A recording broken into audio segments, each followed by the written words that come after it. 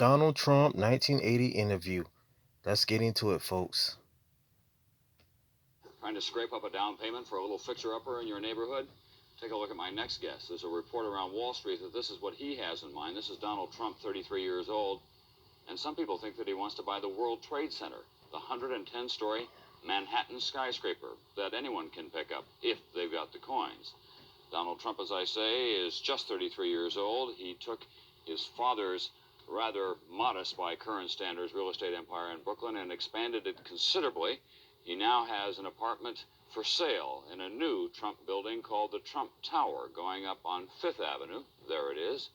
You can buy this apartment, one floor of it, one whole floor of that building, that is, $11 million altogether. You bought some prized properties at the bottom of the New York market in the 1970s. Inner cities have been pure gold since that time.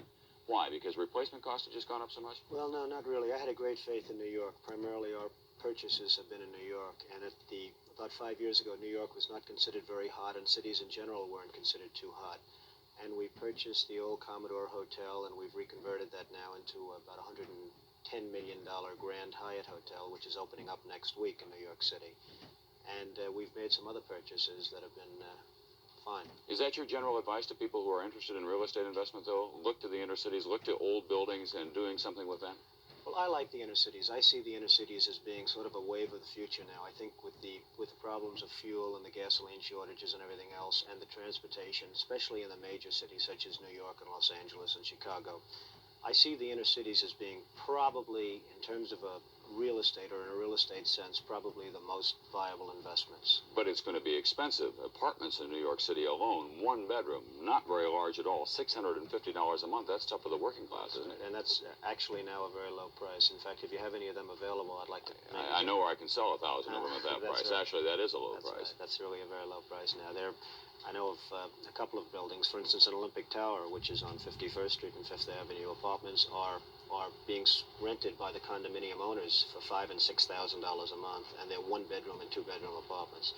So it's, when you say $600, even in other sections, it's almost becoming a low price. What happens to some of the old buildings in the inner cities that are works of art? You were recently the object of a lot of controversy because you destroyed some sculptures on a building that you bought that the Metropolitan Art Museum wanted. Why did you have those destroyed, first of all, and what happens to the look of a city?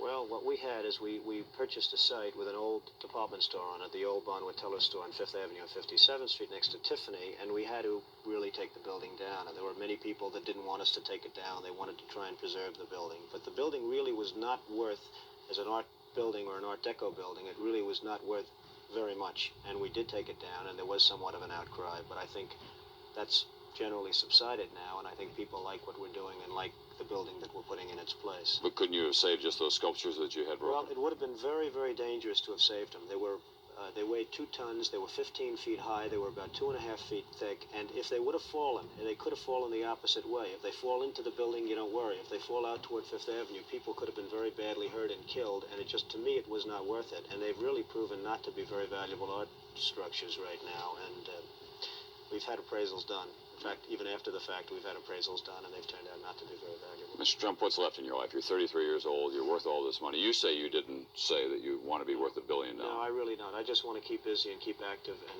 be interested in what I do, and that's all there is to life as far as I'm concerned. I really am not looking to make tremendous amounts of money. I'm looking to enjoy my life, and if that happens to go with it, that's fabulous. Give me one final bottom line. In 5 years, the price of a hotel room in New York City will go for? It could be $1,000 a night.